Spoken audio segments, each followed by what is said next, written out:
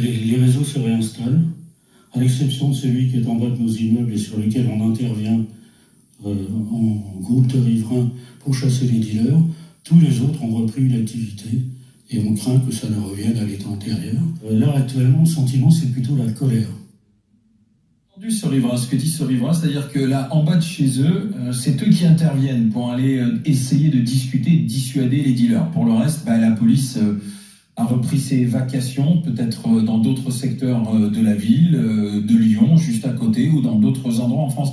Il faut rappeler ce qui s'était passé. En novembre 2023, du côté du quartier du Tonquin, il y avait eu 3 fusillades en une semaine, 2 en plein jour, et ça avait fait notamment un blessé à proximité des écoles.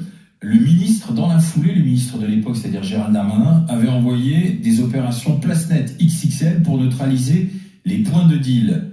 Villeurbanne, c'est 160 000 habitants, 23 points de deal officiellement recensés. Oui, officiellement. Officiellement recensés. Particulièrement sur le Tonquin. La force mobile qui avait été envoyée sur place, elle a été rappelée notamment au moment des Jeux Olympiques, ce qui fait qu'ensuite elle n'a pas été redéployée comme il le fallait. Faute de disponibilité, on a, comme on dit, réadapté. Du coup, les habitants de Villeurbanne et du quartier du Tonquin se retrouvent confrontés aux dealers qui ont réinvesti les pas de port, les résidences, les coins de rue pour cannabis et cocaïne. L'échec des places net XXL, 32-16 pour en parler avec les G, avec les grandes gueules, Bruno Pomar. Encore une fois, je dis, la nature a horreur du vide. Et je répéterai tout ce que je dis depuis des lustres. Je fais des actions dans le quartier des Tonquin avec mes policiers, des actions de prévention. Dans tous ces QRR, ce qu'on appelle les quartiers de reconquête républicaine, où il y a le plus de problématiques, où il y a le moins d'institutions, il faut reconquérir ces quartiers. Ça fait combien de temps que la reconquête a commencé? Je sais bien, Barbara, mais le problème est toujours le même. C'est-à-dire que quand il y a des coups à mettre, on envoie les forces d'action rapide des CRS, la 81, la 82, la 8, etc., ce qu'a créé en 2015 Cazeneuve, c'est une bonne chose. Ces unités de police de CRS qui sont spécialement habilitées à intervenir sur les groupes très mouvants, etc. Et ça marche bien. Le problème, c'est que c'est ponctuel et que ça ne s'installe pas. Ce qu'il faut faire, et moi je le dis et je le redis et j'arrête de pas de le dire, c'est que comme les policiers municipaux, policiers nationaux, gendarmerie, c'est pas le cas ici, policiers municipaux aussi qui ont un rôle important, doivent être présents en nombre. Le seul souci, c'est qu'ils n'ont pas que la mission sur le Tonquin à mener. Ils ont toute une mission de police générale à mener.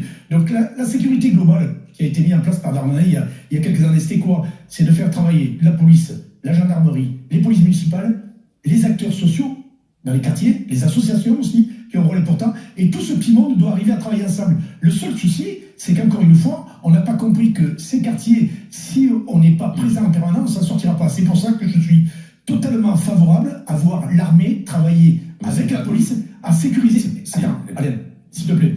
Je ne dis pas que l'armée va faire du stup comme on fait le FAST, etc. Faire de la sécurisation. Parce que les gens, le monsieur que tu as entendu là tout à l'heure, il a dit quoi? Nous, on est content de voir des policiers. Tu mets des équipes mixtes, policiers et militaires, comme on fait dans le plan Vigipirate. Évidemment, l'armée, si tu as un militaire qui appelle, il va dire on n'est pas fait pour ça, on est fait pour faire la guerre. Moi, je dis qu'il faut l'armée parce que sinon, on ne s'en sortira jamais. Et nos policiers vont s'époumoner jour et nuit à faire ce qu'ils font. Voilà. Avec le nombre de points de deal que tu as en France et de points de deal chauds que tu as en France, l'armée, elle va être tuée. Mais monsieur Darmanin, lorsqu'il a fait les 2 opérations Place Net et qu'il a déployé la force mobile, ensuite, il avait promis une unité, une brigade de sécurité territorialisée. C'est comme ça que ça peut s'appeler.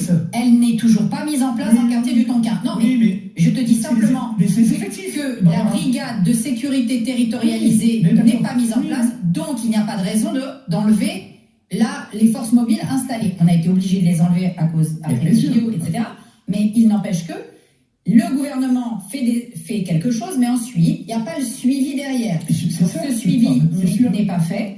Donc oui, tant que le suivi n'est pas là, c'est-à-dire tant que la fameuse unité qui a été promise à la population n'est pas là, on ne retire pas la police. On ne peut pas faire du permanent, Barbara. Et voilà, donc on ne peut rien faire tout court. Oui, mais les dealers, eux, ils font du permanent. Voilà. Les dealers, ils font du permanent parce qu'ils ont aussi les consommateurs qui, eux, consomment de plus en plus et que post-Covid, ça s'est accentué. En particulier dans le quartier du Tonquin, où il y a toujours eu du deal, mais c'est surtout post-Covid, c'est monté en flèche. Il y a eu des guerres de territoire après le Covid qui se sont accélérées. C'est là qu'il y a eu aussi toutes les fusillades.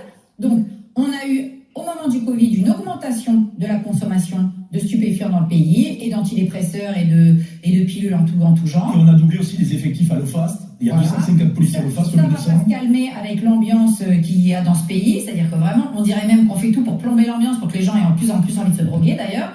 Oui, et si c'est pas ça, c'est de prendre des antidépresseurs. Donc la situation ne va pas s'améliorer.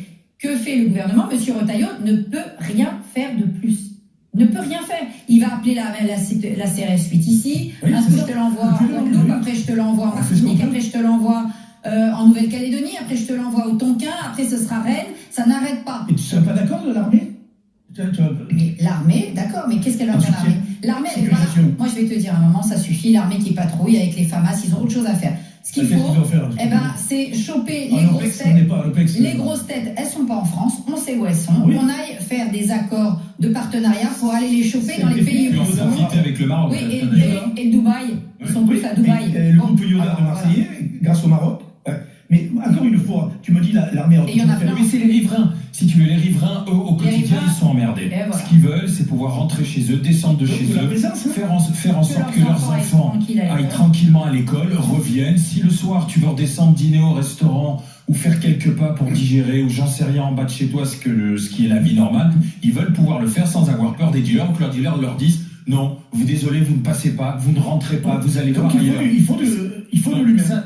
Oui, mais c'est pas l'armée. Ce qu'il faut, c'est les choper, les embastiller pendant longtemps. Mais je lisais le témoignage d'une enseignante du quartier du Tonkin qui dit c'est désespérant. On voit maintenant nos anciens élèves dealer en face de l'école et presque leur faire coucou. Donc là, on est aussi dans une problématique transgénérationnelle où cette habitude, ce métier-là, devient un métier comme un autre du paysage culturel de la banlieue. De prévention éducative.